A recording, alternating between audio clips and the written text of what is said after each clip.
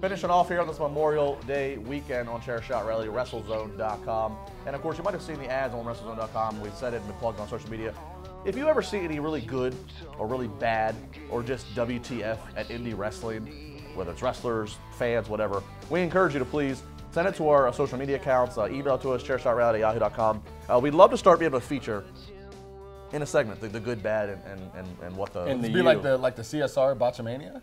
No, I don't necessarily botch. Just things that you just have to see to believe. Just pass it. You know, I mean, it's just the things that would be viral, the things that are trending in indie wrestling. It seems like you've got a lot of stuff going on maybe at IWC that you're just trying to air on the air. That you're silent about. Is there a lot of stuff going on there that's kind of insane? Is it bad? No, I don't know. IWC is one of the best. I know it is. Yeah. I didn't even do it. Shout out to Elias Sampson, former IWC champion, making his Raw debut. I mean, we had Elias Sampson, Corey Graves on commentary. I mean, IWC just breathing. Adam Cole going to be in Super Indie. Adam Cole's going to be in Super Indie. He got kicked out of Bullet Club, though. He's not. No. You want to see Adam Cole? Come to Pittsburgh, Pennsylvania. It's a good lineup, too. There's a lot of good people. Super Indie. It's one of the most famous tournaments in independent wrestling. There you go. There's a plug. All right. Beautiful plug. Let's talk about the Universal title picture. Obviously, we have a fatal five-way, and the winner of that is going to determine who is going to be #1 contender for Brock Lesnar. It would seem inevitable, wouldn't it, gentlemen, when you have Paul Heyman come out and cut a promo with only one of the individuals in this match, in Mr. Finn Balor. You would think that, but I don't know if I agree with it. I think everybody's been in this agreement of I don't know if that's a word, by the way, that Finn Balor versus Brock Lesnar is just not the right way to go here, especially if they're going to take the belt off Brock and put it on Finn Balor. I think whatever match happens at the Great Balls of Fire, whatever the hell it's called, then should not have a title change. I think it should go to SummerSlam and Braun should win the belt. Well, let's also be clear. They have not ever said when this title match would be. So they could. And in theory, they can hold it until SummerSlam if they wanted. Yeah, but I don't think that's the match. You got to have. I just can't get behind it. Even when Paul Heyman they were going back and forth, something has to stick with you as a fan. Even looking outside of it, just as a normal fan, and I'm looking at it from the outside in, I just can't get with it. I mean, we have Finn Balor in there. Kudos. I mean, he has a strong history. Paul Heyman even, gave him a little bit rub right on the air. Paul Heyman did a whole promo talking about how great he was. I mean, well, he's going to build him up because he's going to get destroyed whenever he faces Brock. Yeah. And my thing is, as odd as it would be, and he's so small and it's such a disadvantage, I'm still going to be captivated by how they're going to try to pull that match off. Well, that's what I mean. I mean, because the Demon's probably going to come out then, right? I mean, when Brock suplexes him, does Finn land on his feet? Yeah. That's Look, here's my thing. I have a problem with the size difference because Brock is booked to be so real in his matches. I mean, Finn's talented, but I mean, come on. Yes, I know we've seen it against Seth Rollins, and and Seth's even bigger than Finn, but I understand them doing it for the business because there are a lot of Finn Balor fans and people are going to want to watch this. The only way that I could really buy it is if this is how they align Gallows and Anderson with Finn.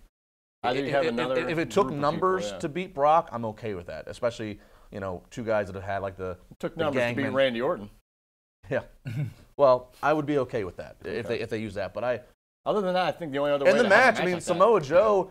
Yeah. Kind of believable, but I feel like the whole Joe's going to kill you vibe is really going away. It'd be too much of a fast track for him to be like. Yeah, I don't want to see. I mean, Bray Wyatt, I don't really want to see that. It's Roman Reigns are probably holding for something else. WrestleMania 34. It's all set up for Finn to win. And again, unless he gets aligned with Gallows and Anderson or something like that, or they make it I think a no DQ match, something to where Finn has some sort of chance. He needs a leverage. Yeah, he has to have something. Otherwise, I don't know. I don't see it as believable. And I think it'd be ruin this whole thing if they had to get Brock the belt in the first place if you're going to give it to Finn. Well, and the one question also is, we're under the assumption of the reports that Brock is going to be at the July pay-per-view and then at August in SummerSlam. So, okay, let's say if Finn wins. Well, that's one show accounted for. Is it turned into two matches? Is there a rematch? Or is it, who else does Brock fight here in the immediacy of the summer? I mean, you think he faces Braun without a title? Well, just again, to put on the point is, we think Braun Strowman's out till November, but is he coming back early? They originally said 4 to 6 weeks, and then they just dropped that and said 6 months. After he had the surgery, they tried to make it act like it was. I think it's a work. I think he'll be back. It would be great for him to come back early. SummerSlam, he'll be finished with Brock. Yeah. Right now, he's not finished with him yet. Yeah. Well. That's the only way I see it again. Finn takes the title from Brock, and then Braun destroys Finn. I don't know. Yeah, then Braun takes the title. As much as I'd love to see Braun Strowman come back early, which he might do. Who? And Braun and beat Brock Lesnar, I still right now kind of think Brock Lesnar is going to hold this title all the way to next year's Mania. Which is that's crazy. So then if so you're saying you see him what, twice? If he loses the belt, then or if he doesn't lose the belt, then he'd have to beat Braun. Then I don't know. Well, but that's easy to be done. It doesn't. You have to beat Braun. I mean, there could be no contest. Basically. No score. I don't know. It's all weird. I think it messes everything up that everybody just assumes it's going to be Roman and Brock at Mania 34. I really hope they fast. I don't want to see that. I know. And I know Vince probably has it. Vince probably both beat. I want to see it soon. I don't want to see it. I've already seen them at Mania. I've already seen Brock versus Roman. I don't want to see it again. Why? I thought it was entertaining. No, but I don't want. But I mean, do you really think that matters? I mean, how many times do we say? No, I know. Once in a lifetime, Rock. Gee, I'm so mad that Flair Steve-O wrestled a couple times. Wow. Unless there's some wild card.